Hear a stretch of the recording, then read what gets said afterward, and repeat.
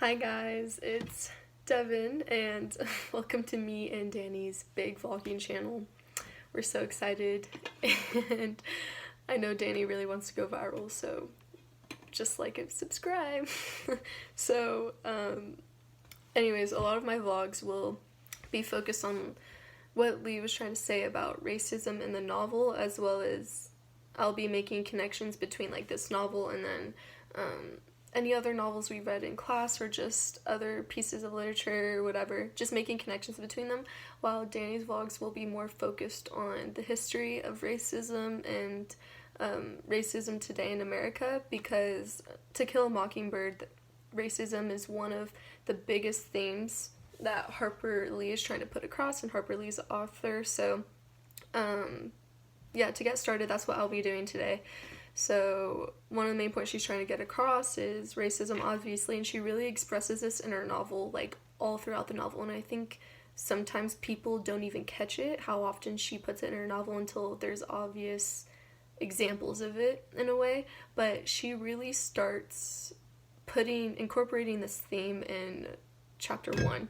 So to give an example, page 11 says, a Negro would not pass the Radley place at night. He would cut across to the sidewalk opposite and whistle as he walked. The Maycomb school grounds adjoined the back of the Radley lot. From the Radley chicken yard, tall pecan trees shook their fruit into the schoolyard, but the nuts lay untouched by the children. Radley pecans would kill you. A baseball hit into the Radley yard was a lost ball and no questions asked.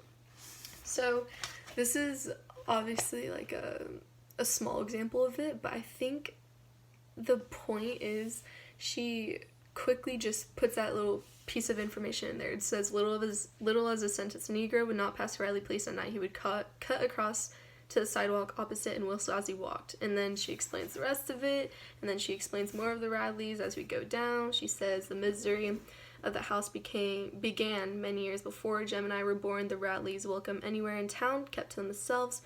A predilection unforgivable in Maycomb. They did not go to church. Blah blah blah blah blah blah blah.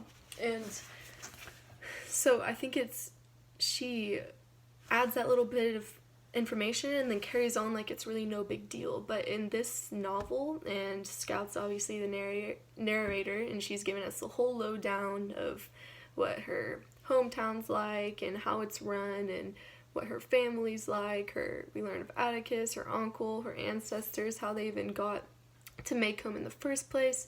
We also just learn about like herself. And so this piece of information, the reason why Scout or Harper Lee makes her just carry on is because it's just not unnormal to her. It's their way of life. It's that time period back then it was just really accustomed already. So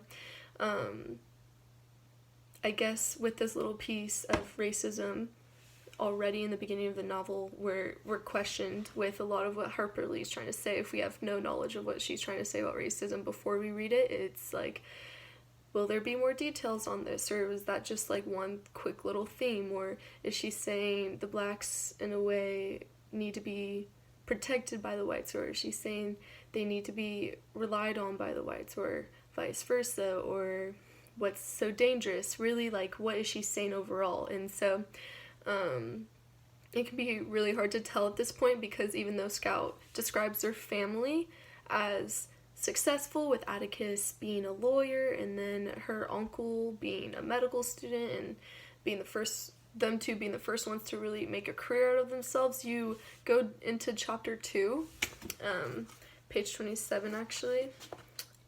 Let me get there. And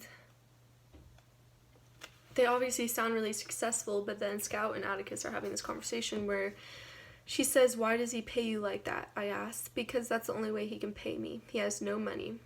"Are we poor, Atticus?" Atticus nodded. "We are indeed." Jem's nose wrinkled. "Are we poor as the Cunninghams?" "Not exactly. The Cunninghams are country folks, farmers, and the crash hit them the hardest. Sorry.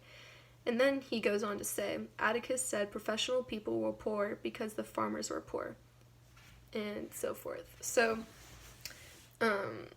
we know that they have a successful background, and they still even be are successful right now, so then we're confused as to why Atticus is saying they're poor overall and then says it's because of the farmers. So then we're also questioned with, is Atticus sympathizing over like the racism that's going on, or is he against it? Like, what's going on? And so I think those are just the early examples of racism that we see in To Kill a Mockingbird, which I think a lot of people just completely read over and miss because it's not really a obvious and transparent example. But there will be more as we keep going, so...